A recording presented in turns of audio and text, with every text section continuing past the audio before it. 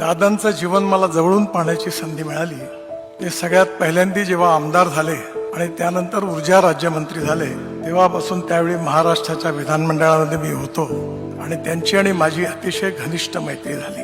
ती मैत्री नंतर राजकारणाच्या पलीकडे होती। नियमितपणे दिल्लीला जेव्हा दादा यायचे नेहमी माझ्या घरी यायचे। आल्यानंतर पहिले खिशातला एक कागद काढायचे। त्यांचं व्यक्तिमत्व अतिशय प्रोफेशनल होतं।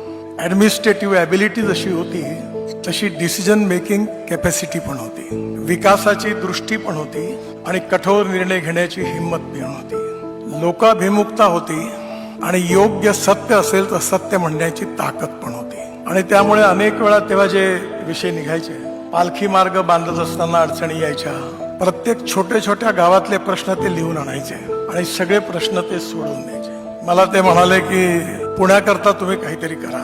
त्यांच्या आणि देवेंद्रजीच्या आग्रहाखातर पुण्याकरता 3 मजली उड्डाण पुलाची 50,000 कोटीची एक योजना तयार केली।